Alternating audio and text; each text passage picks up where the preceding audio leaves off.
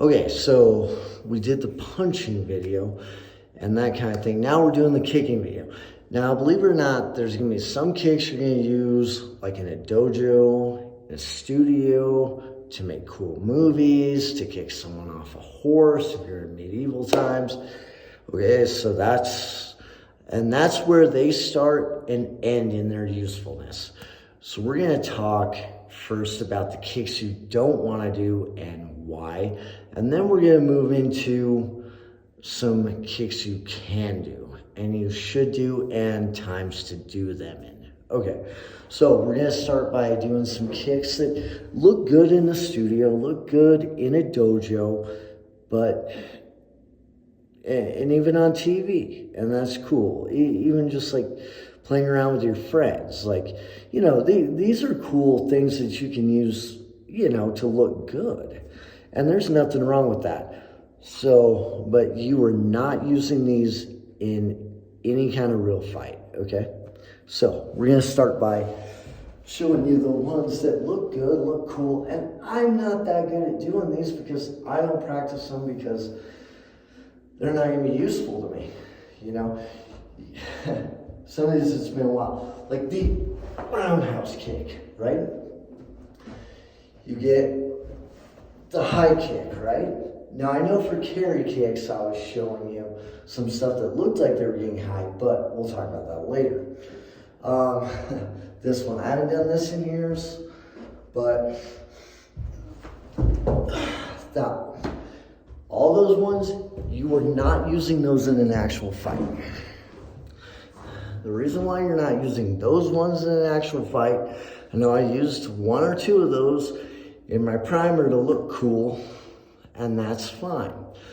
But you're not using those in a fight because what you saw is you saw those kicks, the foot go above, well above, like the hip or even my chest.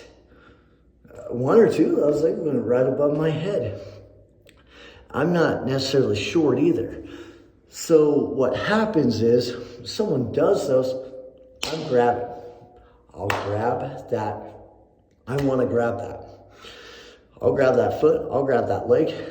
If I just step back, just as simple as you kick, I grab your leg. I own your entire, not only do I own your leg, I own your entire body. You're like falling on the ground.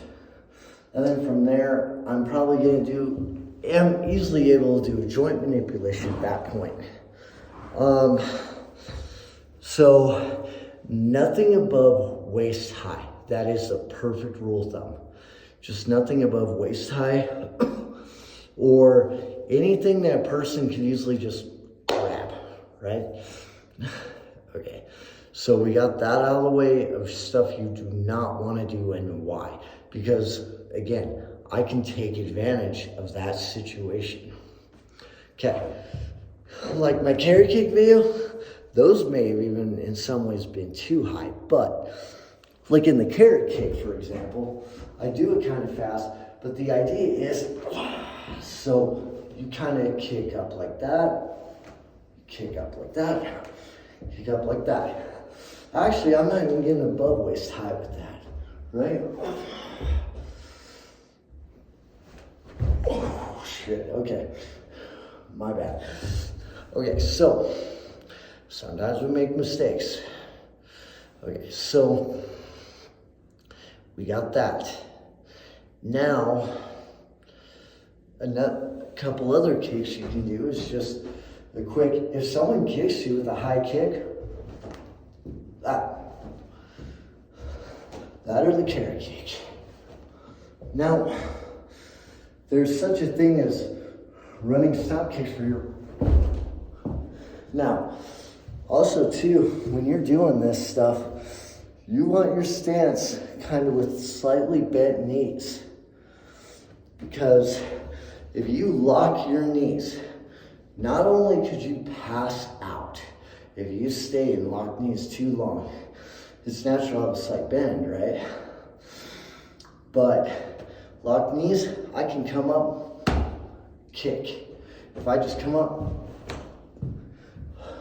my goal in that case, if someone has their knees locked out, I want to kick that kneecap as hard as I can and bust that.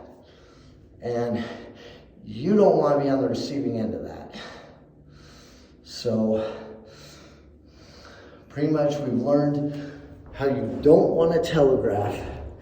You don't want to telegraph throwing it like a haymaker.